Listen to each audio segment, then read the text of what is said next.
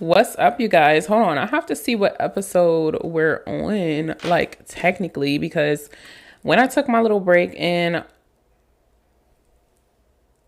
April, I kind of like played around with the dates. I mean, the episode numbers and stuff. Okay, so boom, this is episode number 18, guys. Episode freaking number 18. And we have one, two, three more episodes until the season finishes, guys. OMG, this is so bitter freaking sweet. I don't want to get all sentimental in this episode. That's not what we're talking about. I'll save that for the season finale, which I'm super excited for. But what is up, you guys? It is your girl Deja D. Welcome to episode 18 of the podcast. I'm super excited to talk to you all about this topic today. I feel like a lot of people need to hear this message. I feel like this is like a real conversation.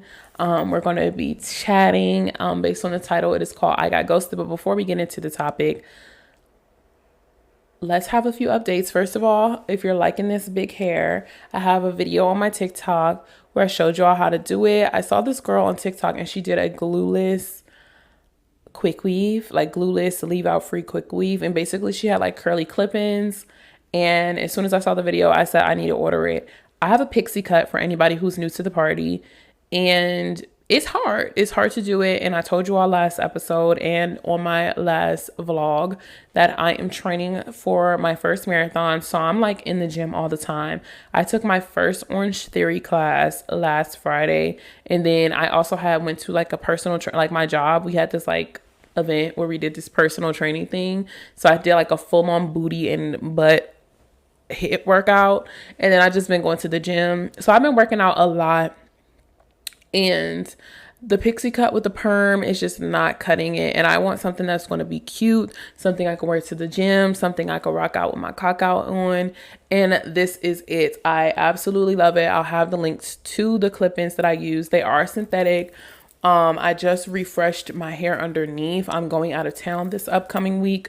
So yeah, I just needed to make sure that my hair underneath was fresh. So I just did that and re-put the clip-ins in, but I'm absolutely loving it. The thing with the curly clip-ins is the more that you wear them, the better they look because they start to look more natural.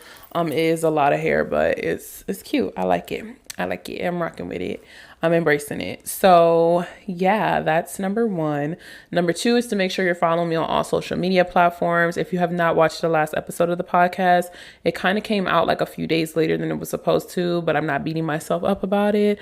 It's out. Make sure you check it out on all social media platforms. It is called I Deserve to Be Unconditional. No. It's called Friends with Benefits.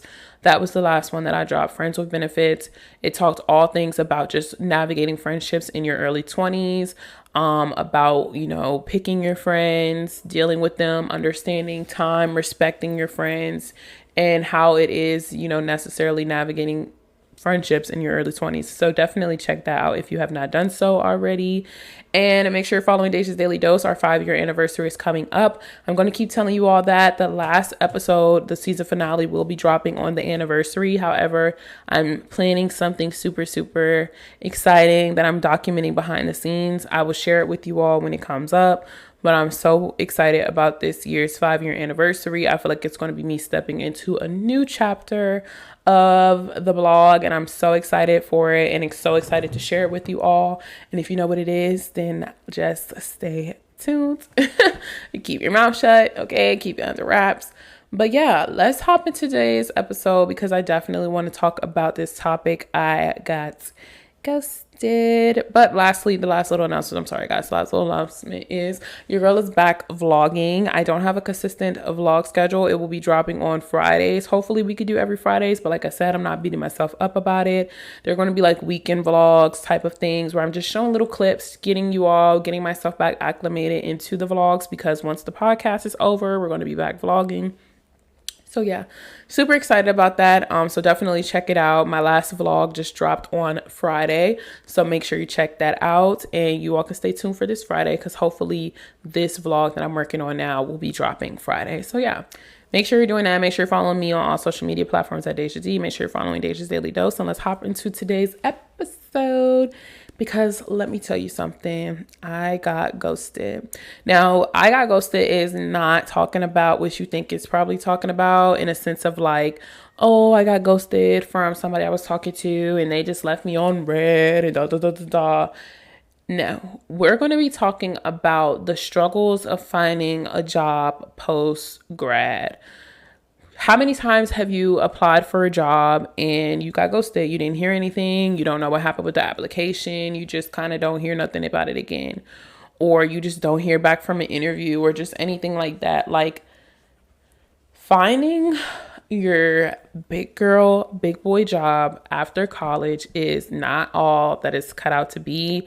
I talked about it briefly in a few episodes prior, but I'm just here to share a little motivation, here to share a little wisdom, and here to be that big sis for anybody out there that's listening that is like younger than me, or like, yeah, like that's younger than me, or just might be in the same predicament as me or that I was in.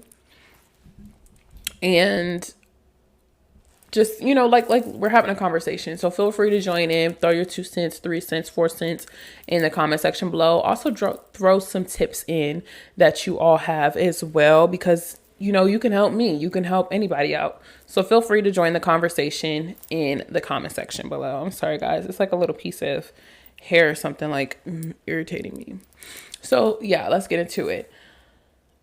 When I graduated from Hampton, I initially started, I told you all before, I wasn't really 100% sure what I wanted to do. Like, I knew I had a bunch of different things that I could do, but I wasn't 100% sure on what I wanted to do. And honestly, that is completely fine. Like, I had to get to the point where I realized that I'm young and I'm going to continue to change and evolve as a person. And the things that I have interest in now at 22, I might not have interest in when I'm 32. I might not have interest in when I'm 42. So as long as I'm making decisions that allow me the opportunity to navigate and switch and pivot anytime necessary, then cool. But I don't have to be so like, so focused on having it all figured out. I think that when I went into college, I really had a hard time picking a major, because as a creative, it's kind of like, I'm 17 years old. How the hell am I going to figure out what I want to do for the rest of my life right now? Especially when you're limited on, what you even know is out there. If I don't know that you can go to school to do architecture, I don't understand the depths into that. I don't understand how many careers is into that. I don't understand the whole range of that. Then how am I supposed to know? If I don't know that you could go to school to fly airplanes, or just things like that. I'm just using those as examples, as far as like, we're 16, 17 years old, forced to figure out what we want to do for the rest of our lives. You can't hold me into a shell. I went into school as a psychology major, and then my peers around me was like, oh, you want to be a doctor? And even my advisor once told me, she was like, oh, you want to be a doctor, you have to do psych pre-med. And I'm like, oh, so I signed up to do psych pre-med. I'm in these hard ass classes, I'm fucking failing. I remember being in biology. I was doing really bad in biology, and I was doing really bad in chemistry. And I remember sitting in class one day looking at the curriculum for psych pre-med, like, if this is my freshman year, fall semester, and this is the most basic level course that it is, and I'm doing bad, I cannot continue. I'm going to not even be able to pass college if I keep this shit up. So I was sitting in class, literally like looking through the curriculum, and I was like, oh no, I have to drop this immediately. So then I went back to regular psychology, and at the time I was in her campus, so I just, added journalism. And then my second semester, my spring semester, my freshman year was so easy. Not easy in a sense of like not doing work, but easy in a sense of like, this is work that I can do. This is stuff that I'm interested in. This is stuff that I'm good at. This is stuff that I want to learn. Like I'm gonna be real with myself. I cannot be the mathematician of the year. I'm smart, but I'm not like doctor, medicine, do surgery smart. I don't want the responsibility of prescribing anybody no medication. I mean, I can encourage you and lift you up in good thoughts, and I could talk to you and communicate, but responsibility as far as like prescribing drugs, or you need antidepressants and take this many milligrams and doing the body weight versus the milligrams and everything, just no. Once we got to that dimensional analysis part in chemistry, which was damn near unit 4. I just was like, oh, no. This is not for me. I'm just going to have to wait till the next semester, drop my major. Switch my major and keep it pushing. So I went into school. I don't know what I want to do. So that's a little bit about how my college journey went. You do a bunch of different things and allow yourself the opportunity as far as like, okay, like I know if I go to school, go to college, I'll definitely have, success compared to other people who might not have went to college. It's not to say that college is the only way, but let's be real. We live in America where most basic entry level jobs require you to have a bachelor's degree in something. So it's kind of like, okay, I might not need to have everything figured out, but as long as I'm taking steps to kind of prepare myself and set myself up for some success, cool. I didn't necessarily go to school to be no engineer or anything that's like concrete, guaranteed 100% 6-figure job, but I went to school to get myself in the door somewhere, and everything else can just kind of be figured out along the way, learning stones, X, Y, and Z, period. So yeah, I came out of school not really 100% sure knowing what I wanted to do.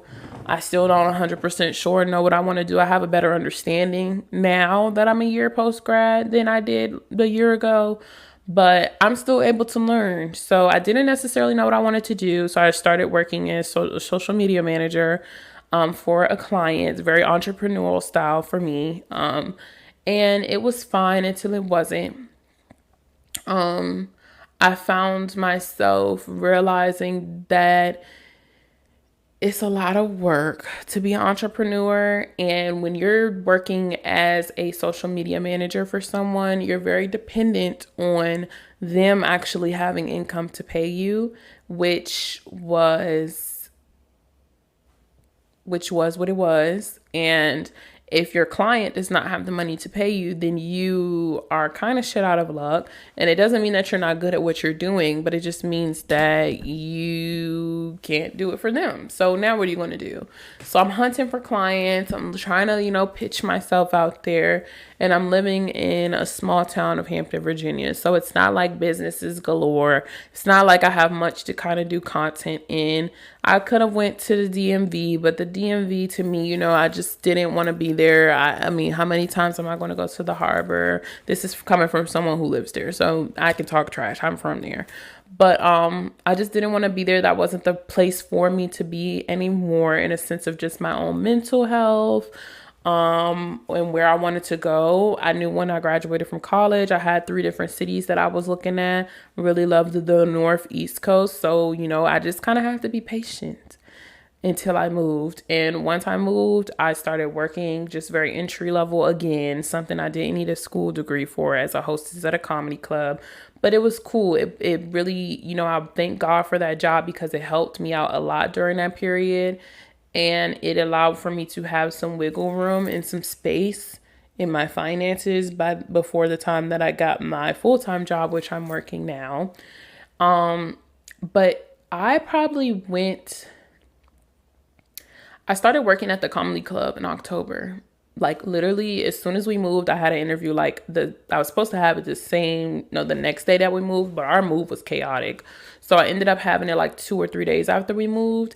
And then I got hired and I probably started working like a week or so after. So I started working in October, but mind you, I graduated in May. So I basically went without a job from May, June, July, August, September, October, like 6 months. And the job that I had was very entry level. It's very much like part-time, couple hours on the weekends, nighttime working at the club.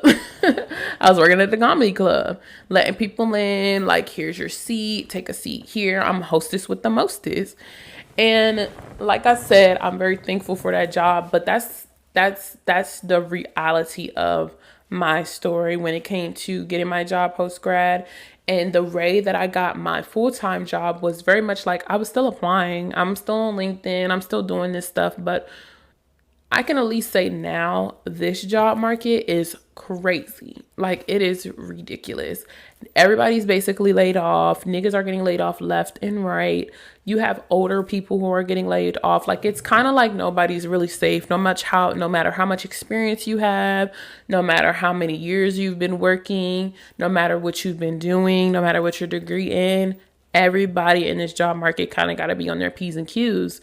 So we see companies like LinkedIn laying off people. We see companies like Indeed laying off people. We see Spotify laying off people. We see Apple laying off people, Facebook, Instagram, these large corporations. We're living in a time where technology is taking over a lot of these jobs, and we have all these people who are now graduating. So the competition is now super high. You have new grads coming in, older grads that are, still hunting for jobs. Then you have people that are getting laid off that have the experience that the newer grads don't have. So the job market is kind of like ridiculous. So the way that I got my job was, I'm still applying and stuff. I'm working at the comedy club. I'm doing what I could do, but I can't pull a job out of my ass like a rabbit. So, it was like football season, and we're at the sports bar, and my boo, her friend came up to us, and we were like talking or whatever. And mind you, I'm very much like putting myself out there still, like as far as my own entrepreneurial endeavors, as well as just like communicating to people, building community. We're new to the city, so I'm building community out here. We're chatting, and the girl lets me know where she works at, and it aligns with my major. And no, it's not immediately what I necessarily want to do in an interest, but it's something that I can do in a sense of like, I have a psychology degree. I can work in social work. I could do X, Y, and Z. Like, why not get a full-time job doing this? No, it's not the glitz and glam that I thought I was going to be doing. But I can work towards that. But right now I need to work towards getting these motherfucking bills paid. So I'm going to go ahead and get this job. So that's how I got my job. And I didn't even start working until January this year. So I basically went from May all the way till January without a full-time job. And I thank God for my partner. I thank God for my business. Because those are the things that kept me going. Those are the things that supported me throughout that time. That was really it. It was a very like tough time, definitely. But I am super thankful because I was able to move to my beautiful place. I was able to move out of the out of the state that I was in. I moved to a whole nother state into the city. And I haven't skipped a beat. Like, you all haven't seen me miss anything. I'm still moving. I'm still shaking. I'm still going. I'm still doing. I traveled. I went on a cruise. Like, I was just doing a lot of stuff, and I couldn't beat myself up in the midst of me not having a job. And life still goes on just because I didn't have a job. So that's just my story when it comes to my job search. And even now, I'm at the point where I'm, again, still super thankful for my job. Right now, I can definitely see my career like really starting to fully come together a little bit more when it comes to my entrepreneurial work. I've been doing really good with my things in my series, things to do in spring. Things to do in Philly this spring and summer. So that has allowed for me to make a lot more connections in the city as a content creator. I've been able to go to a bunch of different businesses, connect with the marketing people on their teams. And okay, I'll tell you all. I'm going to tell you all a little bit, but I'm going to still document it on the side. But I am hosting my first influencer event here in Philly.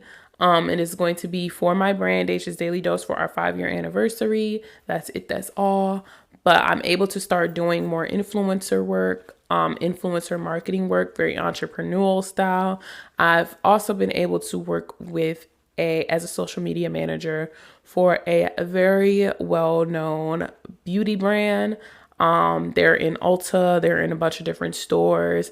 And it's crazy how things come so full circle because I met this brand and the CEO back when I was in college. I went to the Mighty Dream Forum that Pharrell had.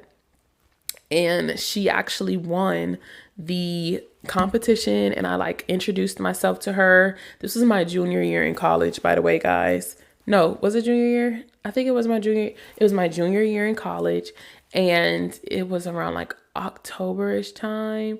And yeah, I just introduced myself to this lady, and I just always stayed in touch. And then crazy to find out she's also in Philly. So when I did the interview for her and like we like linked up and everything, and I'm like pitching myself to her, it's like, you live in Philly, I just moved here, this is ridiculous, like bada bing bada boom.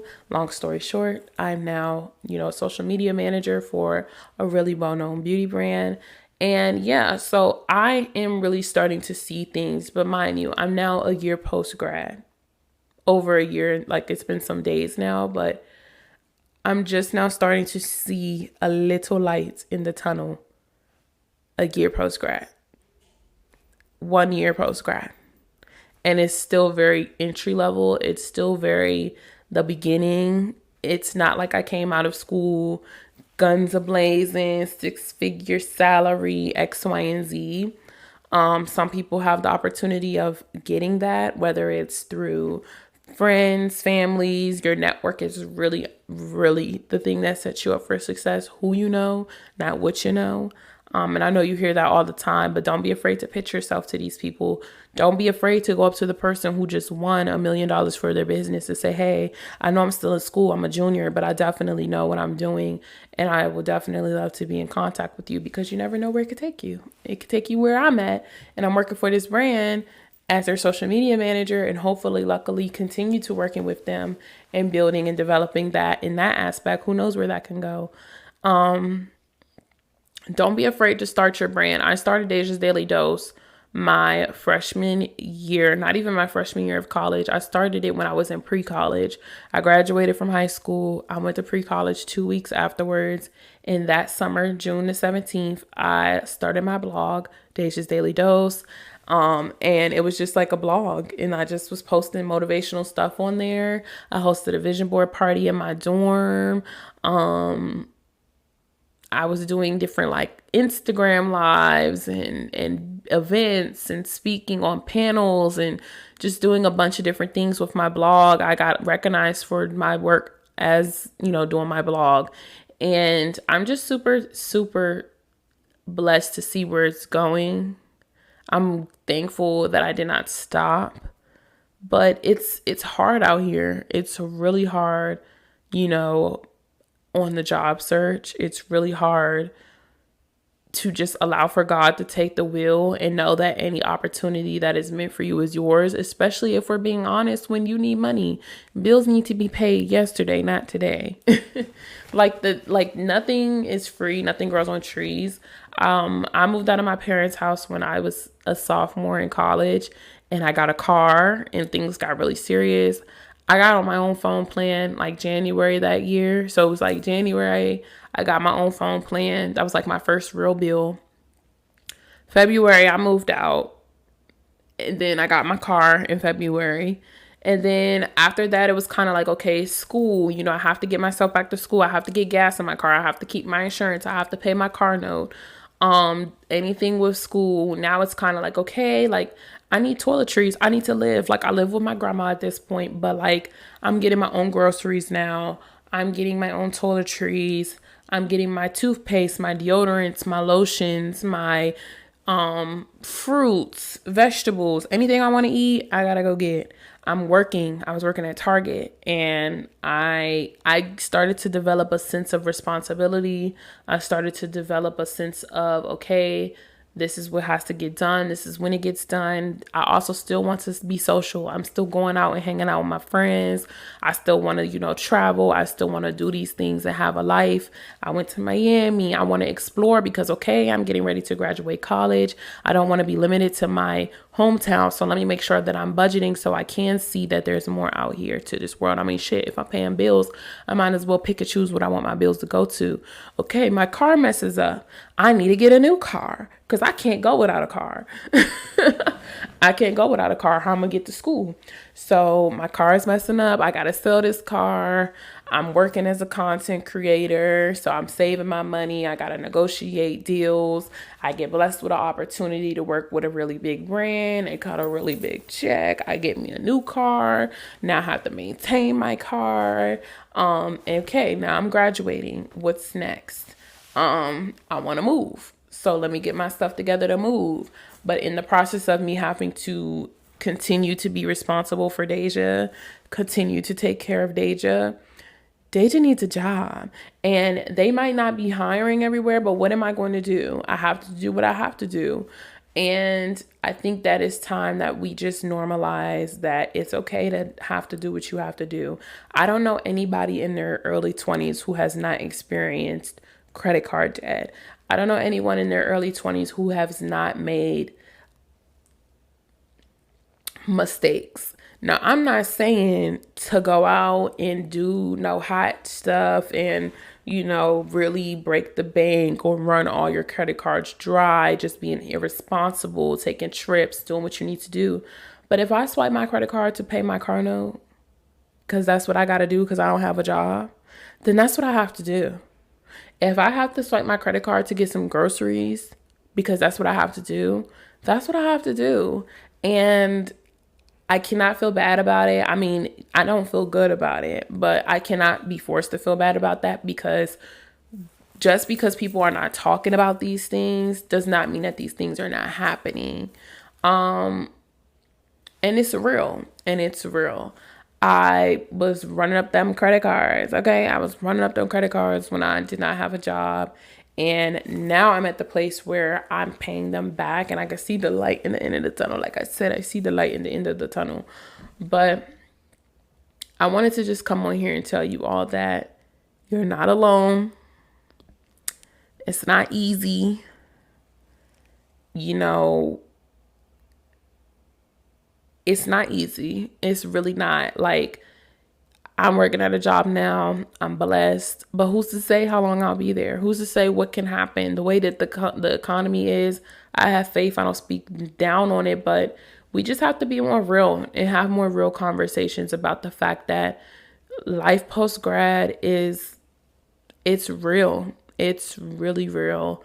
And it's not easy. It's not, oh, you're just going to come out swinging. We see people who have a bunch of money and then they could lose it all. These celebrities be running bankrupt all the time.